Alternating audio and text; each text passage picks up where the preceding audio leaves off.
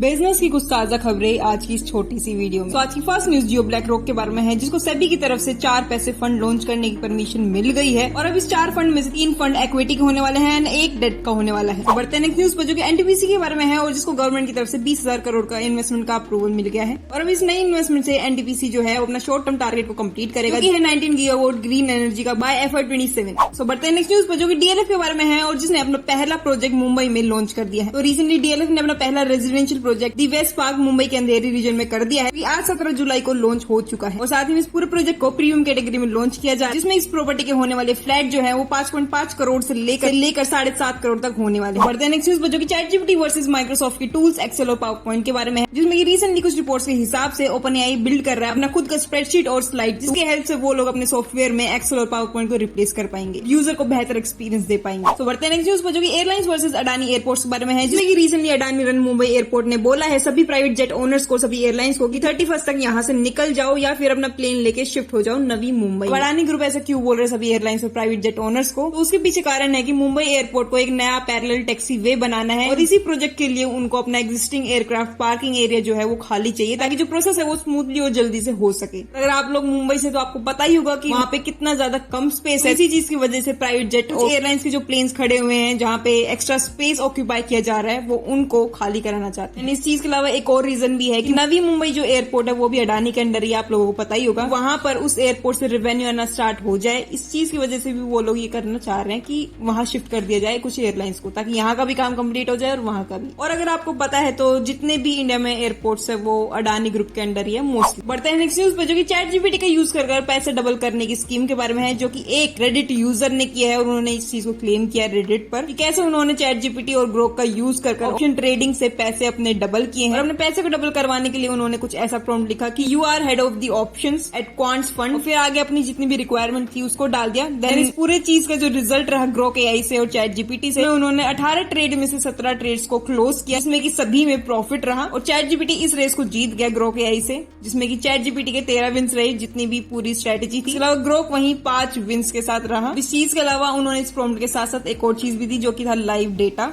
Option chain का और micro reports का, जिसकी वजह से उन्होंने सही से यूज कर अपने पैसे 34,000 को डबल कर लिया। बढ़ते हैं नेक्स्ट न्यूज पर, जो कि डोनाल्ड ट्रंप के बारे में है और जिन्होंने रिसेंटली 150 कंट्रीज को 10 से 15% का टैरिफ नोटिस भेजा है। एंड इसी के साथ उन्होंने नेगोशिएशंस के लिए भी अपनी डेट 1 अगस्त तक शिफ्ट कर दिया है, ताकि जो कंट्रीज नेगोशिएट करना चाहती है उनके साथ वो कर सके। बढ़ते हैं नेक्स्ट न्यूज पर, जो कि इंजन फेलियर के बारे में है इंडिगो के मिड एयर में, जिसकी वजह से काफी ज्यादा पैसेंजर्स डर गए। तो रिसेंटली दिल्ली से गोवा जाने वाली फ्लाइट 6E6271 जो है वो मुंबई में फोर्सली लैंड करवाई गई, क्योंकि इंजन फेल हो चुका था मिड एयर में उस प्लेन का। अब ये जो प्लेन था एयरबस A320 नियो, ये लैंड किया 952 पर, जहां पर इमरजेंसी लैंडिंग डिक्लेयर करी गई इंडिगो के द्वारा। और इंडिगो ने कंफर्म किया कि कोई टेक्निकल ग्लिच हुआ था, बाद सारे सेफ्टी प्रोटोकॉल्स को जो है वो फॉलो किया गया क्रू के द्वारा और सभी पैसेंजर्स को सेफली लैंड भी करवाया गया। सो बढ़ते हैं नेक्स्ट न्यूज पर, जो कि इस चैनल के बारे में जिसको आप फॉलो कर सकते हो अगर आप शॉर्ट बिजनेस न्यूज में इंटरेस्टेड हो तो।